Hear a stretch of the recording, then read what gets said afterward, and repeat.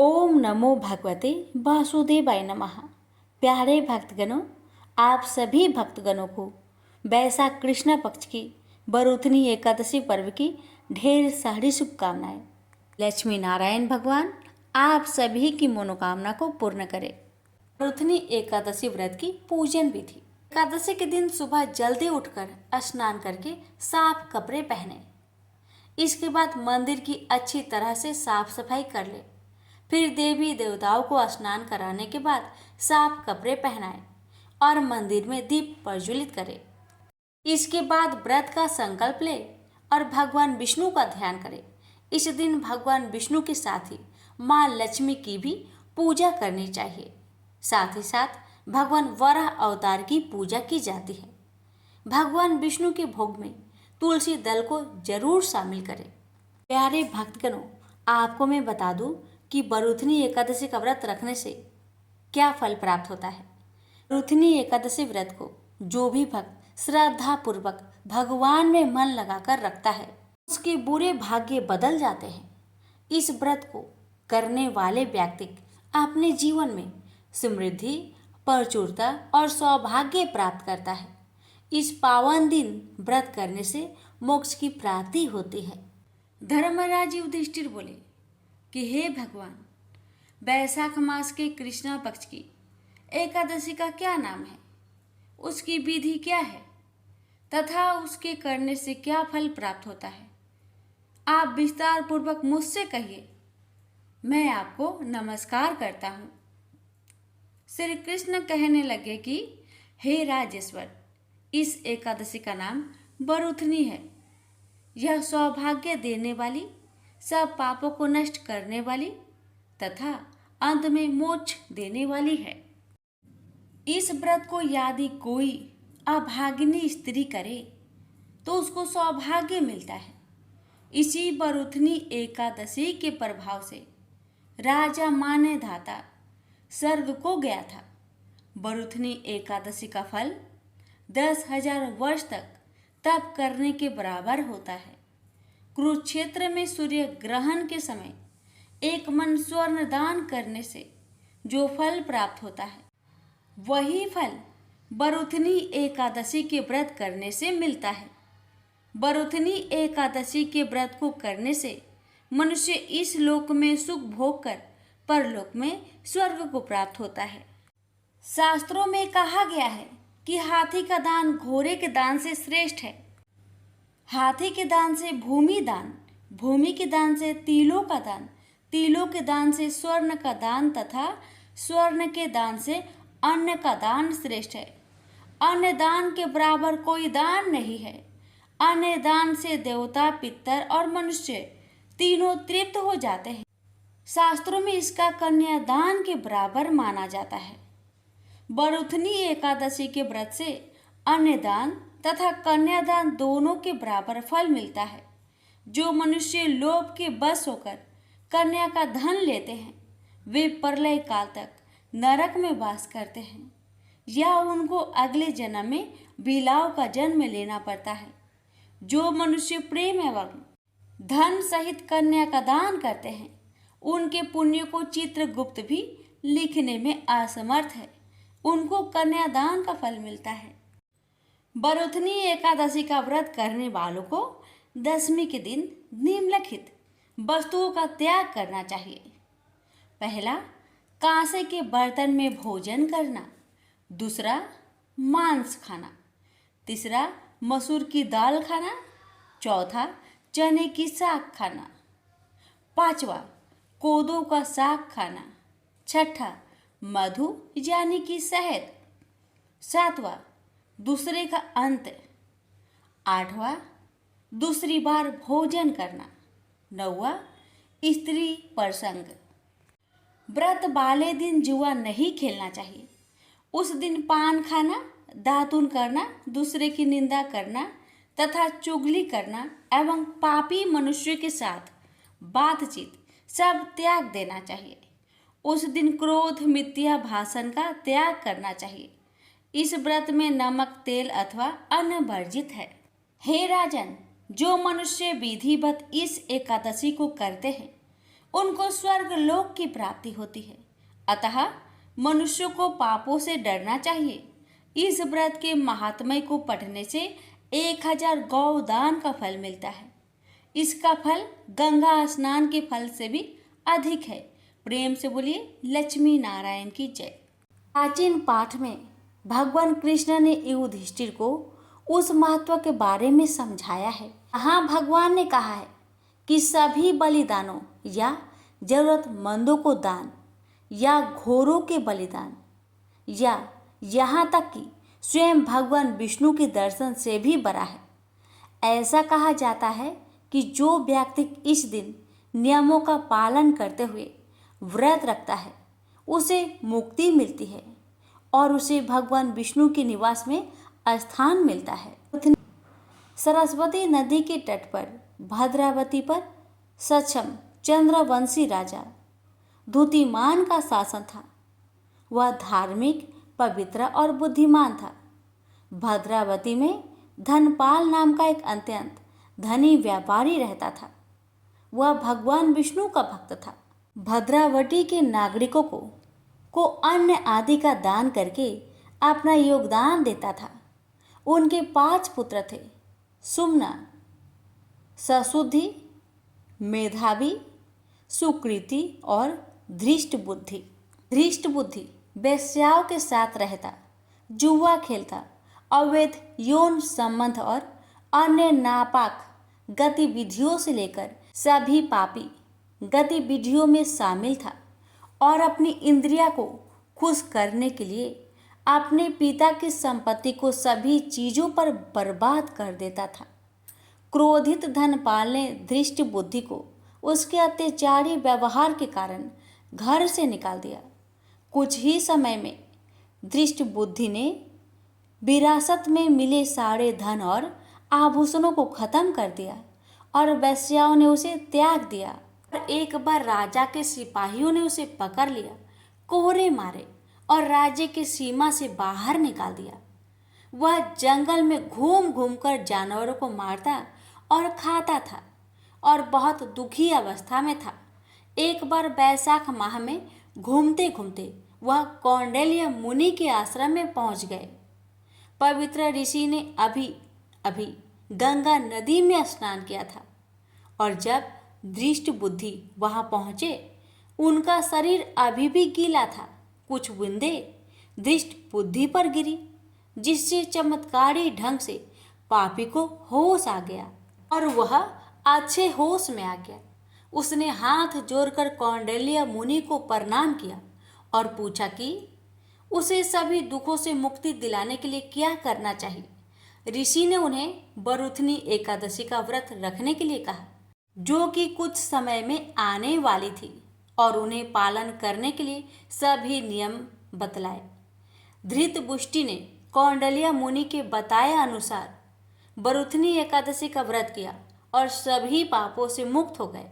बाद में उन्हें भी पुरस्कृत किया गया क्योंकि उन्हें भगवान विष्णु के निवास में स्थान मिला।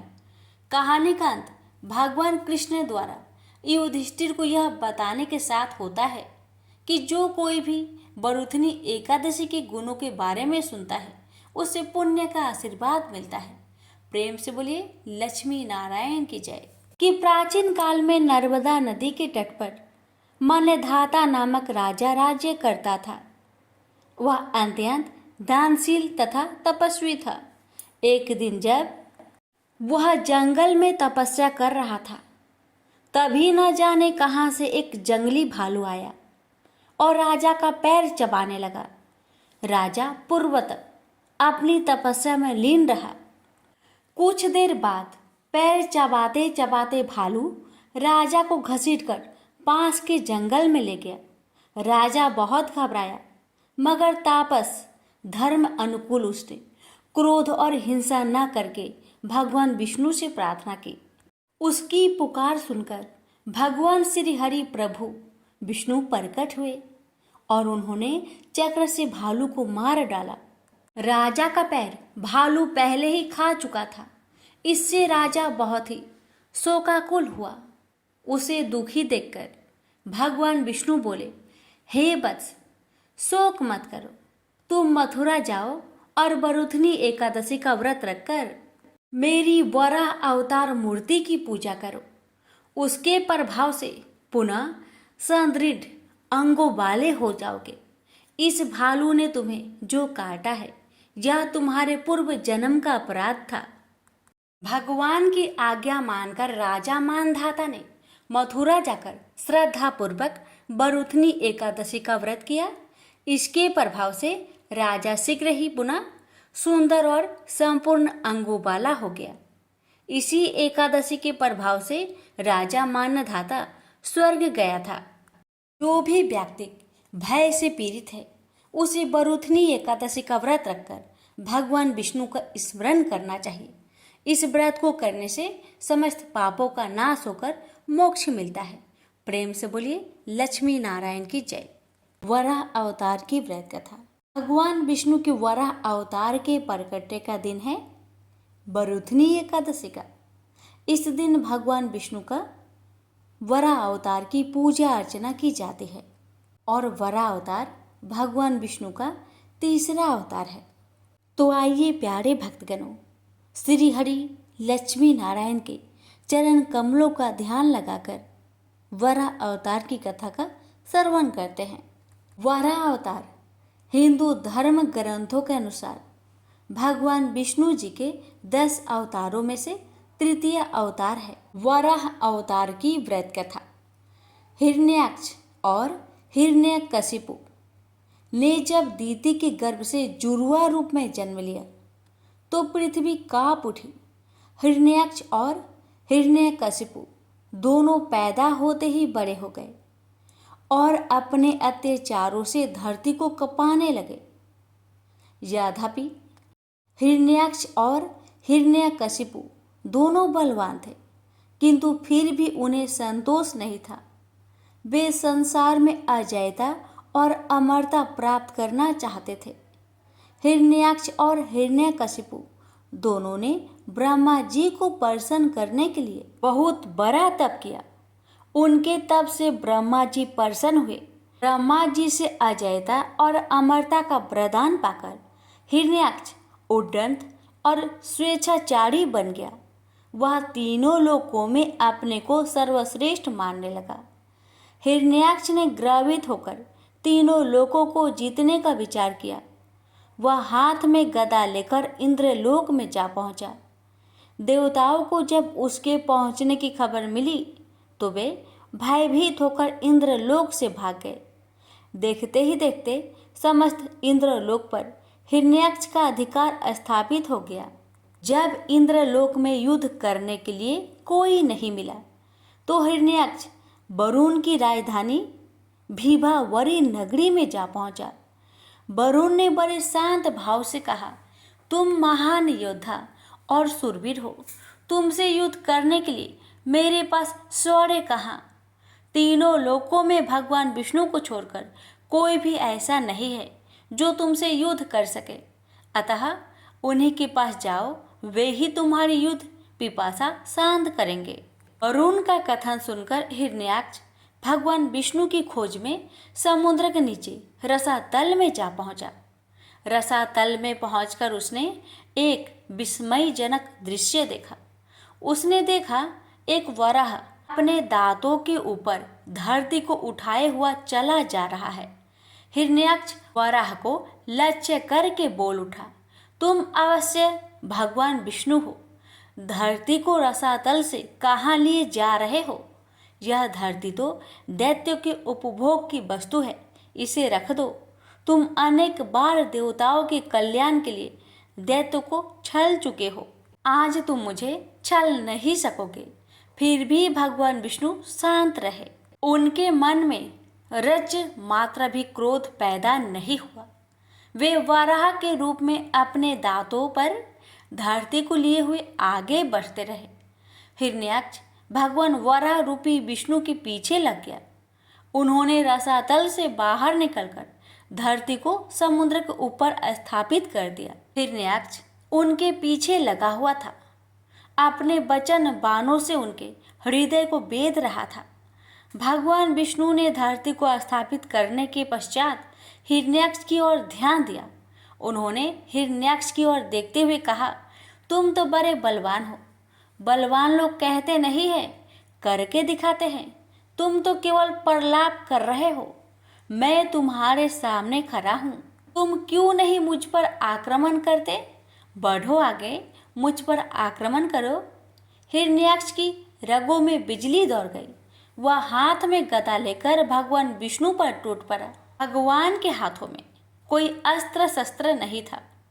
उन्होंने दूसरे ही क्षण हिरण्याक्ष के हाथ से गदा छीनकर दूर फेंक दी। हिरण्याक्ष क्रोध से उन्मत्त हो उठा। वह हाथ में त्रिशूल लेकर भगवान विष्णु की ओर झपटा। भगवान विष्णु ने शीघ्र ही सुदर्शन का आह्वान किया। चक्र उनके हाथ में आ गया। उन्होंने अपने चक्र से हिरण्याक्ष के टुकड़े टुकड़े कर दिए। भगवान विष्णु के हाथों मारे जाने के कारण हिरण्याक्ष बैकुंठ लोक में चला गया। प्रेम से बोलिए, वराह भगवान की जय, लक्ष्मी नारायण की जय। एक बुढ़िया माँ एक बार 11 माता का व्रत रखी। बड़ी ही भाव भक्ति से पूजा अर्चना की। उन्हें वृद्ध अवस्था में क्या बाधा थी? वो तो अपने पुत्र पौत्रों की सुख सुविधा के लिए व्रत रखने लगी। वे दिन भर तो जरा कठोर मन करके अपनी प्यास को रख रही। दिन में पूजा पाठ किया, कथा सुनी और पंडित जी को मिट्टी के पात्र में भरकर पानी और ऋतुफल दान दिया। दोनों भर भर कर बूरा वितरण किया। उन्हें गर्मी के कारण बहुत बेचैनी हो रही थी। इस कारण से बड़ी देर तक पानी में पड़ी रही और पानी की कुल्ला करती रही, मुंह धोती रही। तब कहीं थोड़ा बहुत धैर्य बंध पाया। धूप तो तेज पड़ रही थी, इस कारण बार बार मुंह सूख रहा था। बूढ़ी माँ बहुत बेचैन हो रही थी।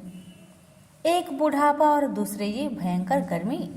वृद्ध अवस्था की स्थिति तो कुछ दूसरे ही प्रकार की होती है। ऐसे तैसे रो धो के दिन कट पाया। अब पहाड़ सी रात सामने थी। उसका काटना बड़ा ही कठिन दिखाई दे रहा था।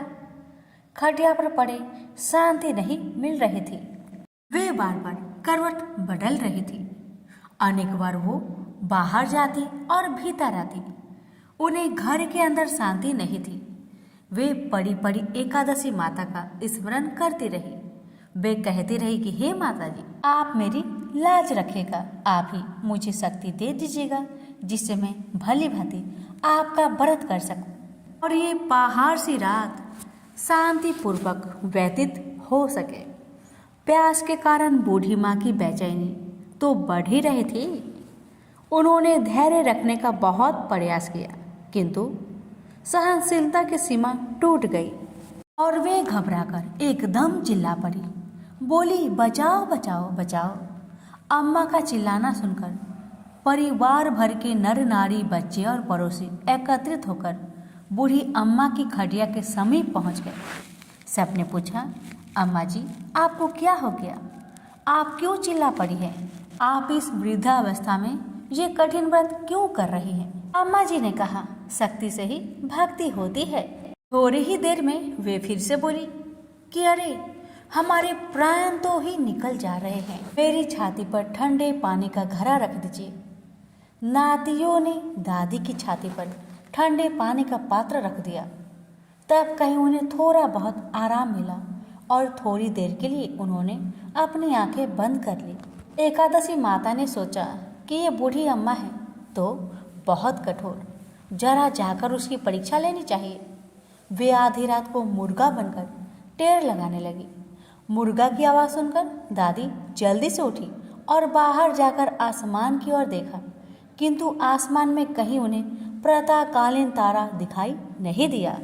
वे सोचने लगी कि ये मुर्गा क्यों और कैसे बोल गया है। वे तो आधा रात मालूम प्रतीत होता है। उन्हें प्यास तो बहुत लग ही रही थी। थोड़ा बहुत उनका मन भी विचलित होने लगा था, किंतु अंत में उन्होंने दृढ़ निश्चय किया कि मैं अब व्रत को पूर्ण करके ही छोड़ूंगी, चाहे कुछ भी हो जाए, मेरा प्राण ही क्यों ना निकल जाए। ये सोचकर फिर वे खटिया पर शिथिल होकर सो गई। थोड़ी ही देर में एकादशी माता ने उनकी फिर से परीक्षा लेनी चाहिए। एक छोटी सी बालिका एक गिलास में शरबत लेकर उनके सिरहाने खड़ी हो गई और जोर से बोली, दादी जी सवेरा हो गया, हाथ मुंह धोकर शरबत पी लीजिएगा। पहले तो शरबत का गिलास देखकर उनका मन ललचाने लगा, किंतु अचानक व्रत का स्मरण हो आया और उन्होंने सोचा कि मैं किसी भी प्रकार से अभी शरबत नहीं पी सकती हूँ, और वे शांतिपूर्वक अपनी खटिया पर लेट गई। फिर थोड़ी देर में उन्हें ऐसा लगा कि जैसे किसी ने उन्हें पानी के कुएं में पटक दिया हो।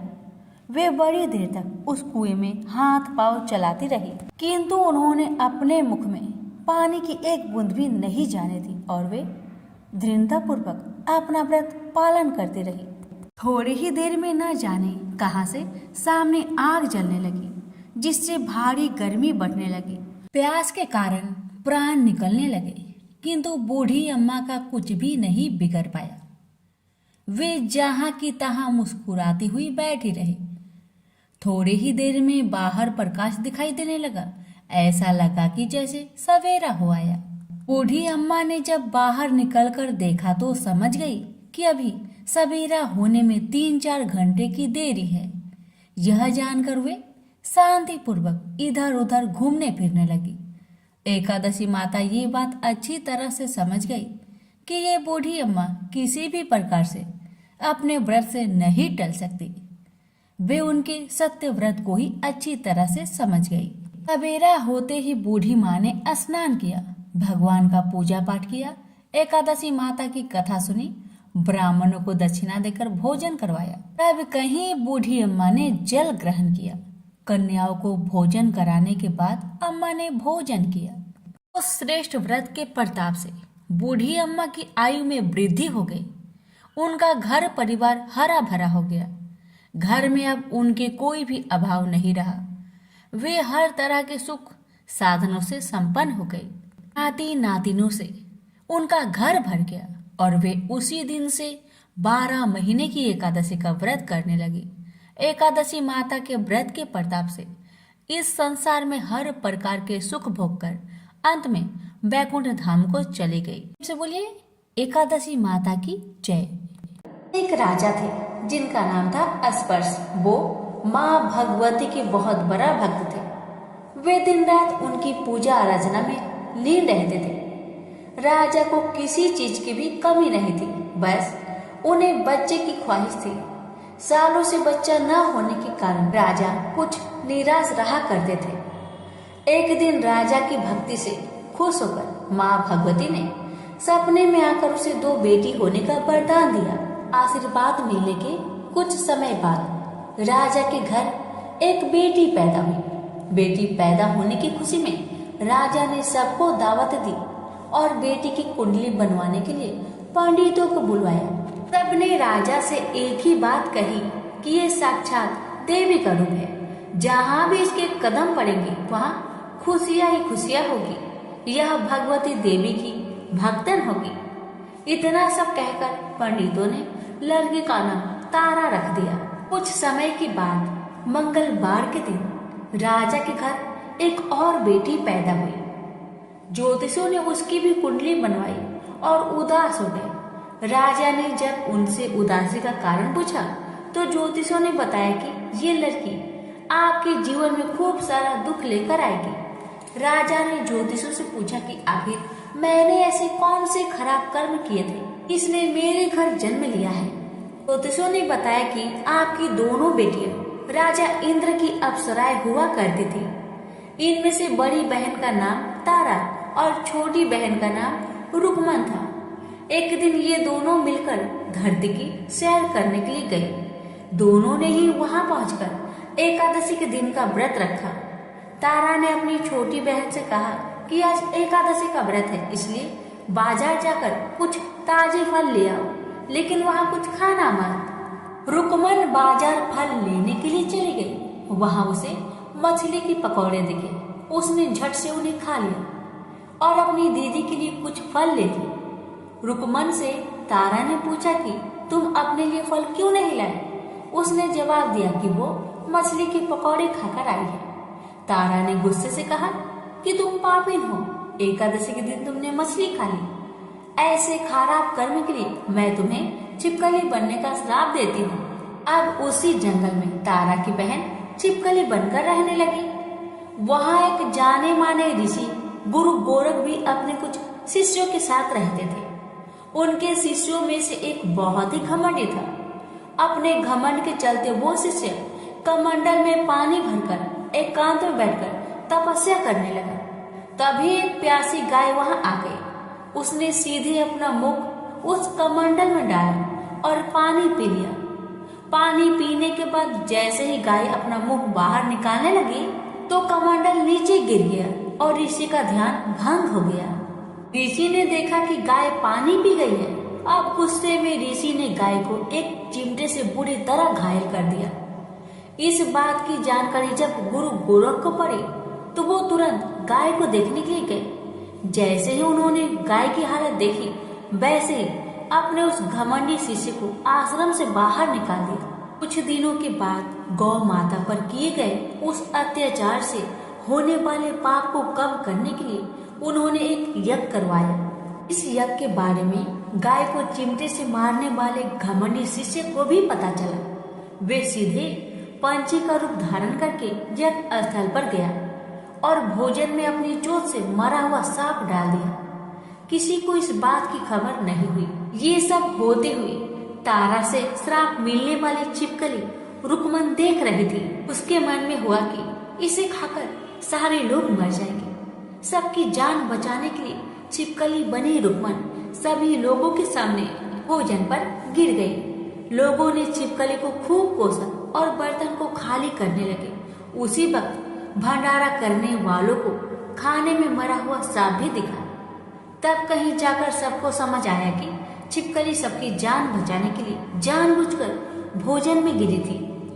एक छिपकली होने के बावजूद भी इतने अच्छे विचार होने की वजह से यज्ञ में मौजूद सारे महत्वपूर्ण लोगों ने कहा कि हमें इस छिपकली की मुक्ति के लिए प्रार्थना करनी चाहिए। पंडित ने आगे बताया कि सबकी प्रार्थना से ही वो छिपकली तीसरे जन्म में आप जैसे प्रतापी राजा के घर बेटी के रूप में पैदा हुई है।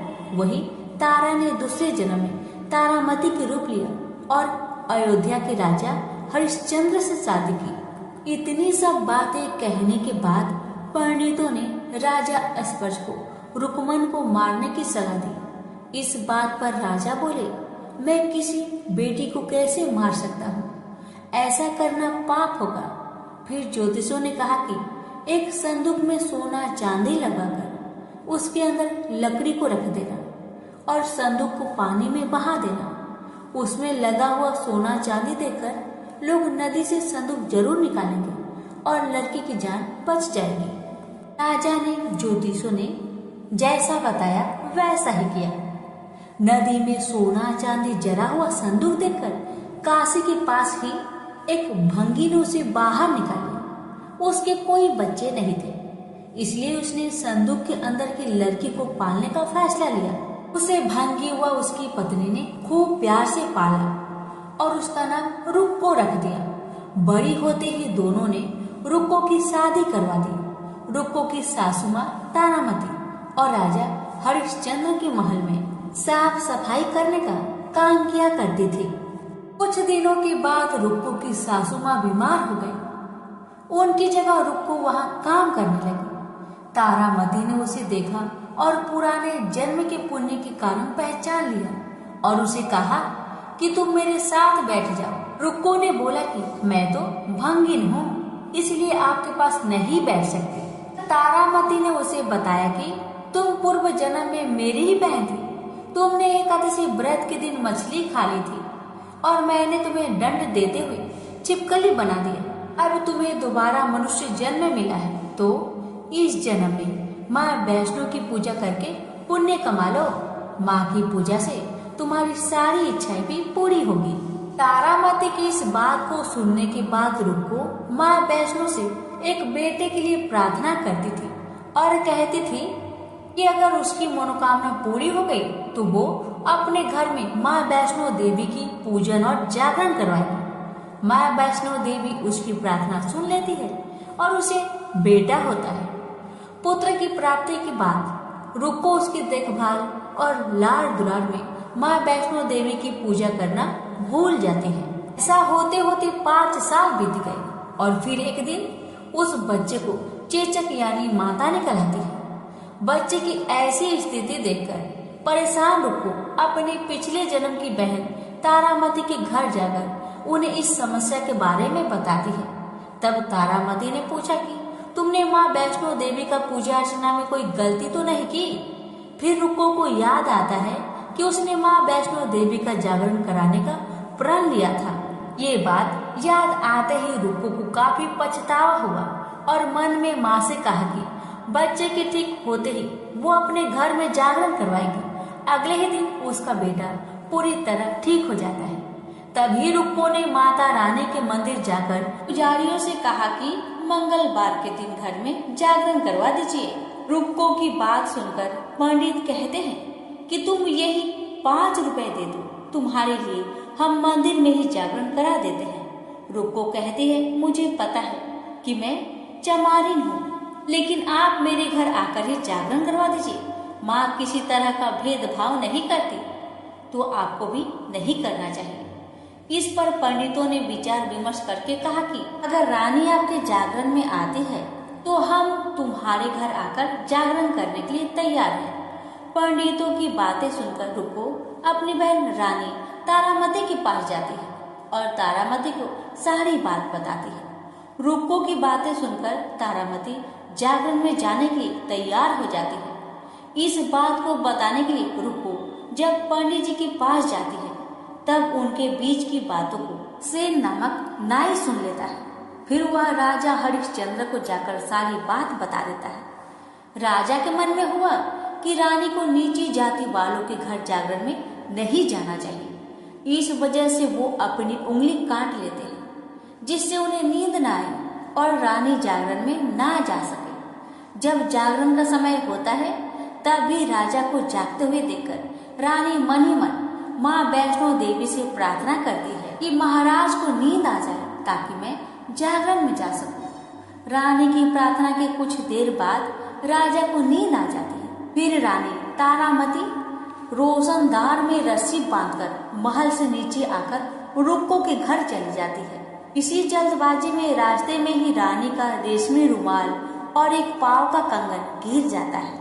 इधर कुछ वक्त बाद राजा हरिश्चंद्र की नींद टूट जाती है। नींद खुलने पर रानी को अपने पास न देखकर राजा उसकी तलाश में निकल जाते हैं। रानी को ढूंढते ढूंढते उन्हें रानी का रुमाल और कंगन मिलता है। रानी की चीजों को अपने साथ लेकर राजा जागरण स्थल पर पहुंचते हैं और एक जगह चुपचाप बैठकर जागरण सुनने लगते हैं। माँ वैष्णो देवी के जय जयकारे के साथ जागरण खत्म होता है और सभी को प्रसाद दिया जाता है। तब रानी अपने हिस्से के प्रसाद को झोली में डाल लेती है। रानी के ऐसा करने पर लोग उनसे पूछते हैं कि वो प्रसाद क्यों नहीं खा रही है। अगर आप प्रसाद का सेवन नहीं करती तो जागरण में आए लोग भी प्रसाद नहीं खाएंगे। तब रानी बोलती है कि वह प्रसाद राजा के लिए था, अब आप मुझे प्रसाद दीजिए। फिर अपने लिए प्रसाद लेकर रानी सबके सामने उसे खा लेती है। रानी के प्रसाद खाते ही जागरण में मौजूद सभी भक्तों ने प्रसाद को खाया। उसके बाद रानी महल के लिए निकल जाती है। तभी रास्ते में ही राजा उन्हें रोककर पूछते हैं, तुमने नीच जाति के घर की प्रसाद खाकर खुद को अपवित्र कर लिया है। तुमने मेरे लिए भी प्रसाद रखा है, अब तुम उससे मुझे भी अपवित्र करना चाहती हो। अब मैं तुम्हें कतई अपना महल नहीं ले जा सकता। यह बोलते हुए जब राजा रानी की झोली देखता है तब उन्हें प्रसाद की जगह गुलाब, चंपा जैसे अनेक फूल और कच्चा चावल व सुपारियां नजर दिखती है। इस चमत्कार को देखकर राजा हैरान हो जाते हैं। फिर राजा चुपचाप रानी को अपने साथ लेकर महल पहुंचते हैं। महारानी बिना माचिस के ही माता रानी के सामने दीप जलाकर राजा हरिश्चंद्र को और हैरान कर देती है। फिर रानी बोलती है कि माता के दर्शन करने के लिए बहुत बड़ा त्याग करना पड़ता है। इसके लिए आपको अपने बेटे रोहितास की बलि देनी होगी। तभी माँ दुर्गा आपको साक्षात दर्शन देगी। यह सुनकर राजा के मन में माँ के दर्शन की इच्छा होने लगी, जिसके लिए राजा अपने पुत्र की बलि देते हैं। बलि देने के बाद माँ दुर्गा शेर पर सवार होकर प्रकट हो जाती है। उन्हें देखकर राजा हरिश्चंद्र काफी खुश हो गए और माँ दुर्गा ने तुरंत राजा के बेटे को दोबारा जिंदा कर दिया। इस चमत्कार को देखकर राजा हरिश्चंद्र खुश हो गए। तभी राजा ने माँ की पूरी विधि विधान से पूजा करके उनसे गलतियों की माफी मांगी। माँ दुर्गा ने भी राजा को खुश रहने का आशीर्वाद दिया और अंतर ध्यान हो गए। तब राजा ने तारा रानी से कहा कि मैं बहुत खुश हूँ कि मुझे पत्नी के रूप में आप मिली हैं। फिर राजा हरिश्चंद्र, तारा रानी और रुक्मन तीनों अपनी मनुष्य योनि से छुटकारा पाकर देवलोक में चले जाते हैं। इनसे बोलिए तारा रानी की जय हो, माता रानी की जय हो। एक बार गणेश जी ने पृथ्वी के मनुष्य की परीक्षा लेने का विचार किया। वे अपना रूप बदलकर पृथ्वी पर भ्रमण करने लगे। उन्होंने एक बालक का रूप बना लिया। एक हाथ में एक चम्मच में दूध ले लिया और दूसरे हाथ में एक चुटकी चावल ले लिए और गली गली घूमने लगे। साथ ही साथ आवाज लगाते चल रहे थे, कोई मेरे लिए खीर बना दे, कोई मेरे लिए खीर बना दे। कोई भी उन पर ध्यान नहीं दे रहा था, बल्कि लोग उन पर हंस रहे थे। वे लगातार एक गांव के बाद दूसरे गांव इसी तरह चक्कर लगाते हुए पुकारते रहे, पर कोई खीर बनाने के लिए तैयार नहीं था। सुबह से शाम हो गई। गणेश जी लगातार घूमते रहे। एक बुढ़िया थी, शाम के वक्त अपनी झोपड़ी के बाहर बैठी हुई थी। तभी गणेश जी वहां से पुकारते हुए निकले कि कोई मेरी खीर बना दे, कोई मेरी खीर बना दे। बुढ़िया बहुत कोमल हृदय वाली स्त्री थी।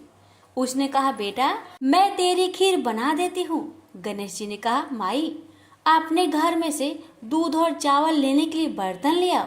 बुढ़िया एक कटोरी लेकर जब झोपड़ी के बाहर आई तो गणेश जी ने कहा, अपने घर का सबसे बड़ा बर्तन लेकर आओ।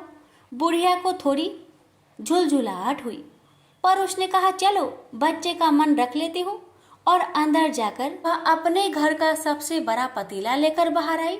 गणेश जी ने चम्मच से पतीले में दूध उड़ेलना शुरू किया। तब बुढ़िया के आश्चर्य की सीमा न रही। जब उसने देखा दूध से पूरा पतीला भर गया है, एक के बाद एक वह बर्तन झोपड़ी से बाहर लाती गई और उसमें गणेश जी दूध भरते चले गए। इस तरह से घर के सारे बर्तन दूध से लबालब भर गए। गणेश भगवान ने बुढ़िया से कहा, मैं स्नान करके आता हूँ, तब तक तुम खीर बना लो, मैं वापस आकर खाऊंगा। बुढ़िया ने पूछा, मैं इतनी सारी खीर का क्या करूंगी? इस पर गणपति जी बोले, सारे गांव को दावत दे दो। बुढ़िया ने बड़े प्यार से मन लगाकर खीर बनाई। खीर की भीनी भीनी मीठी मीठी खुशबू चारों दिशाओं में फैल गई। खीर बनाने के बाद वह हर घर में जाकर खीर खाने का न्योता देने लगी। लोग उस पर हंस रहे थे। बुढ़िया के घर में खाने को दाना नहीं और यह सारे गांव को खीर खाने की दावत दे रही है। लोगों को कौतूहल हुआ और खीर की खुशबू से लोग खींचे चले आए। लो, सारा गांव बुढ़िया के घर में इकट्ठा हो गया। जब बुढ़िया की बहू को दावत की बात मालूम हुई, तब वह सबसे पहले वहां पहुंच गई। उसने खीर से भरे पतीलों को जब देखा तो उसके मुंह में पानी आ गया। उसे बड़ी जोर से भूख लगी हुई थी। उसने एक कटोरी खीर निकाली और दरवाजे के पीछे बैठकर खाने को तैयार करने लगी। इसी बीच एक छींटा गिर गया और गणपति जी का भोग लग गया और वो प्रसन्न हो गए। अब पूरे गांव को खाने की दावत देकर बुढ़िया वापस अपने घर आई। उसने देखा बालक वापस आ गया था। बुढ़िया ने कहा, बेटा खीर तैयार है, भोग लगा लो। गणपति जी बोले, माँ भोग तो लग चुका है, मेरा पेट पूरी तरह से भर गया है, मैं तृप्त हूँ, अब तू खा, अपने परिवार और गांव वालों को खिला। बुढ़िया ने कहा, यह तो बहुत ज्यादा है, सबका पेट भर जाएगा, इसके बाद भी यह बच जाएगी। उस बची खीर का मैं क्या करूंगी? इस पर गणेश जी बोले, उस बची खीर को रात में अपने घर के चारों कोनों में रख देना। और बुढ़िया ने ऐसा ही किया। जब सारा गांव जी भरकर खा चुका, तभी ढेर सारी खीर बच गई। उसने उसके पत्र को अपने घर के चारों तरफ रख दिया। वहां उठकर उसने क्या देखा, पतीले में खीर के स्थान पर हीरे, जवाहरात और मोती भर गए हैं। बहुत खुश हुई। उसकी सारी दरिद्रता दूर हो गई। वह आराम से रहने लगी। उसने गणपति जी का एक भव्य मंदिर बनवाया और साथ में एक बड़ा सा तालाब भी खुदवाया। इस तरह उसका नाम दूर दूर तक प्रसिद्ध हो गया। उस जगह वार्षिक मेले लगने लगे। लोग गणेश जी की कृपा प्राप्त करने के लिए उस स्थान पर पूजा करने और मान्यताएं मानने के लिए आने लगे। गणेश जी सबकी मनोकामनाएं को पूरी करने लगे। प्रेम से बोलिए गणेश भगवान की जय।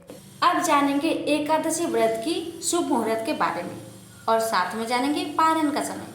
एकादशी तिथि की शुरुआत 3 मई शुक्रवार को रात 11:24 से शुरू होगी और तिथि का समापन 4 मई शनिवार को रात 8:38 पर होगा। बरुथनी एकादशी का पारण 5 मई को सुबह 5:37 से लेकर 8:17 तक होगा।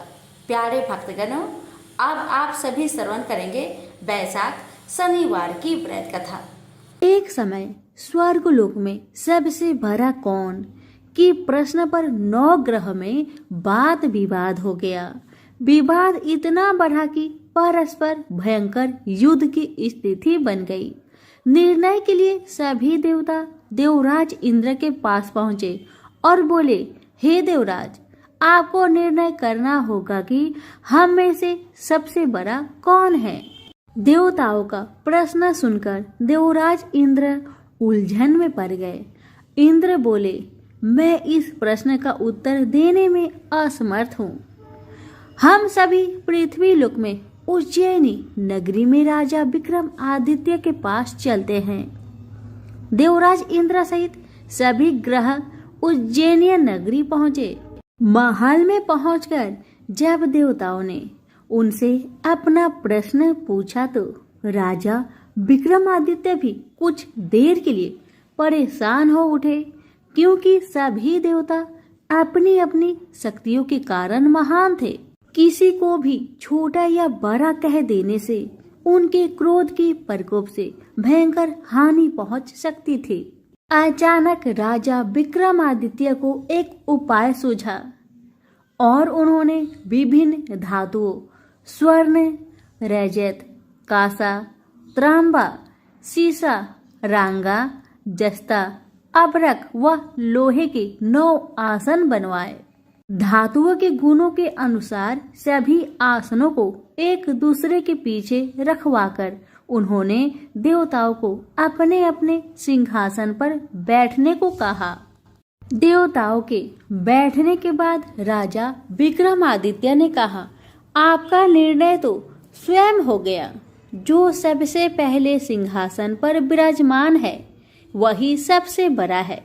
राजा विक्रमादित्य के निर्णय को सुनकर शनि देवता ने सबसे पीछे आसन पर बैठने के कारण अपने को छोटा जानकर क्रोधित होकर कहा, राजा विक्रमादित्य, तुमने मुझे सबसे पीछे बैठाकर मेरा अपमान किया है। तुम मेरी शक्तियां से परिचित नहीं हो। मैं तुम्हारा सर्वनाश कर दूंगा। शनि देव ने कहा, सूर्य एक राशि पर 1 महीने, चंद्रमा 2.25 दिन, मंगल 1.5 महीने, बुध और शुक्र 1 महीने, बृहस्पति 13 महीने रहते हैं। लेकिन मैं किसी राशि पर 7.5 वर्ष 7.5 तक रहता हूँ। बड़े बड़े देवताओं को मैंने अपने प्रकोप से पीड़ित किया है। राम को 7.5 के कारण ही वन में जाकर रहना पड़ा और रावण को 7.5 के कारण ही युद्ध में मृत्यु का शिकार बनना पड़ा। राजा, अब तू भी मेरे प्रकोप से नहीं बच सकेगा। इसके बाद अन्य ग्रहों के देवता तो प्रसन्नता के साथ चले गए, परंतु शनिदेव बड़े क्रोध के साथ वहां से विदा हुए। राजा विक्रमादित्य पहले की तरह ही न्याय करते रहे। उनके राज्य में सभी स्त्री पुरुष बहुत आनंद से जीवन यापन कर रहे थे। शनिदेव अपना अपमान नहीं भूले। एक दिन राजा की परीक्षा लेने शनिदेव घोड़े के व्यापारी के रूप में राज्य पहुंचे। जब राजा विक्रमादित्य को इस बात का पता चला तो उन्होंने अपने अश्वपाल को कुछ घोड़े खरीदने के लिए भेजा। घोड़े बहुत कीमती थे। अश्वपाल ने जब वापस लौटकर इस संबंध में बताया तो राजा विक्रमादित्य ने स्वयं आकर एक सुंदर व शक्तिशाली घोड़े को पसंद किया। घोड़े की चाल देखने के लिए राजा उस घोड़े पर सवार हुए तो वह घोड़ा बिजली की गति से दौड़ पड़ा। तेजी से दौड़ता घोड़ा राजा को दूर एक जंगल में ले गया और फिर राजा को वहां गिराकर जंगल में कहीं गायब हो गया। राजा अपने नगर को लौटने के लिए जंगल में भटकने लगा, लेकिन उन्हें लौटने का कोई रास्ता नहीं मिला। राजा को भूख प्यास लगाई। बहुत घूमने पर उसे एक चारवाहा मिला। राजा ने उससे पानी मांगा। पानी पीकर राजा ने उस चारवाहे को अपनी अंगूठी दे दी। फिर उससे रास्ता पूछकर वह जंगल से निकलकर पास के नगर में पहुंचा। राजा ने एक सेठ की दुकान पर बैठकर कुछ देर आराम किया। उस सेठ ने राजा से बातचीत की तो राजा ने उसे बताया कि मैं उज्जैनी नगरी से आया हूँ। राजा के कुछ देर दुकान पर बैठने से सेठ जी की बहुत बिक्री हुई। सेठ ने राजा को बहुत भाग्यवान समझा और खुश होकर उसे अपने घर भोजन के लिए ले गया। सेठ के घर में सोने का एक हार खूंटी पर लटका हुआ था। राजा को उस कमरे में छोड़कर सेठ कुछ देर के लिए बाहर गया। तभी एक आश्चर्यजनक घटना घटी। राजा के देखते देखते सोने की उस हार को खूंटी निगल गई। सेठ ने कमरे में लौटकर हार को गायब देखा तो चोरी का संदेह राजा पर ही किया, क्योंकि उस कमरे में राजा ही अकेला बैठा था। सेठ ने अपने नौकरों से कहा कि इस परदेसी को रस्सियों से बांधकर नगर के राजा के पास ले चलो। राजा ने विक्रमादित्य से हार के बारे में पूछा तो उसने बताया कि उसके देखते ही देखते खूंटी ने हार को निगल लिया था। इस पर राजा ने क्रोधित होकर चोरी करने के अपराध में विक्रमादित्य के हाथ पांव काटने का आदेश दे दिया। राजा विक्रमादित्य के हाथ पांव काटकर उसे नगर की सड़क पर छोड़ दिया गया। कुछ दिन बाद एक तेली उसे उठाकर अपने घर ले गया और उसे अपने कोल्हू पर बैठा दिया। राजा आवाज देकर बैलों को हाँकता रहता। इस तरह तेली का बैल चलता रहा और राजा को भोजन मिलता रहा। शनि के प्रकोप की 7.5 पूरी होने पर वर्षा ऋतु प्रारंभ हुई। राजा विक्रमादित्य एक रात मेघ मल्हार गा रहा था कि तभी नगर के राजा की लड़की राजकुमारी मोहिनी रथ पर सवार उस तेली के घर के पास से गुजरी। उसने मेघ मल्हार सुना तो उसे बहुत अच्छा लगा और दासी को भेजकर गाने वाले को बुला लाने को कहा। दासी ने लौटकर राजकुमारी को अपंग राजा के बारे में सब कुछ बता दिया। राजकुमारी उसके मेघ मल्हार से बहुत मोहित हुई, अतः उसने सब कुछ जानकर भी अपंग राजा से विवाह करने का निश्चय कर लिया। राजकुमारी ने अपने माता पिता से जब यह बात कही तो वे हैरान रह गए। रानी ने मोहिनी को समझाया, बेटी तेरे भाग्य में तो किसी राजा की रानी होना लिखा है, फिर तू उस अपंग से विवाह करके अपने पांव पर कुल्हाड़ी क्यों मार रही हो। राजकुमारी ने अपनी जिद नहीं छोड़ी। अपनी जिद पूरी कराने के लिए उसने भोजन करना छोड़ दिया और प्राण त्याग देने का निश्चय कर लिया। आखिर राजा रानी को बेबस होकर अपंग विक्रमादित्य से राजकुमारी का विवाह करना पड़ा। विवाह के बाद राजा विक्रमादित्य और राजकुमारी तेली के घर में रहने लगे। उसी रात स्वप्न में शनि देव ने राजा से कहा, राजा, तुमने मेरा प्रकोप देख लिया। मैंने तुम्हें अपने अपमान का दंड दिया है। राजा ने शनि देव से क्षमा करने को कहा और प्रार्थना की, हे शनिदेव, आपने जितना दुख मुझे दिया है अन्य किसी को न देना। शनिदेव ने कुछ सोचकर कहा, राजा, मैं तुम्हारी प्रार्थना स्वीकार करता हूँ। जो कोई स्त्री पुरुष मेरी पूजा करेगा, शनिवार को व्रत करके मेरी व्रत कथा सुनेगा, उस पर मेरी अनुकंपा बनी रहेगी। प्रातःकाल राजा विक्रमादित्य की नींद खुली तो अपने हाथ पांव देखकर राजा को बहुत खुशी हुई। उसने मन ही मन शनिदेव को प्रणाम किया। राजकुमारी भी राजा के हाथ पांव सही सलामत देखकर आश्चर्य में डूब गई। तब राजा विक्रमादित्य ने अपना परिचय देते हुए शनिदेव के प्रकोप की सारी कहानी सुनाई। सेठ को जब इस बात का पता चला तो दौड़ता हुआ तेली के घर पहुंचा और राजा के चरणों में गिरकर क्षमा मांगने लगा। राजा ने उसे क्षमा कर दिया क्योंकि यह सब तो शनिदेव का प्रकोप के कारण ही हुआ था। सेठ राजा को अपने घर ले गया और उसे भोजन कराया। भोजन करते समय वहां एक आश्चर्यजनक घटना घटी। सबके देखते देखते उस खूंटी ने हार उगल दिया। सेठ जी ने अपनी बेटी का विवाह भी राजा के साथ कर दिया और बहुत से स्वर्ण आभूषण, धन आदि देकर राजा को विदा किया। राजा विक्रमादित्य राजकुमारी मोहिनी और सेठ की बेटी के साथ उज्जैनी पहुंचे तो नगर वासियों ने हर्ष से उनका स्वागत किया। अगले दिन राजा विक्रमादित्य ने पूरे राज्य में घोषणा कराई कि शनिदेव सब देवों में सर्वश्रेष्ठ है। प्रत्येक स्त्री पुरुष शनिवार को उनका व्रत करे और व्रत कथा अवश्य सुने। राजा विक्रमादित्य की घोषणा से शनिदेव बहुत प्रसन्न हुए। शनिवार का व्रत करने और व्रत कथा सुनने के कारण सभी लोग की मनोकामनाएं शनिदेव की अनुकंपा से पूरी होने लगी। सभी लोग आनंद पूर्वक रहने लगे। तो प्रेम से बोलिए शनि भगवान की जय हो।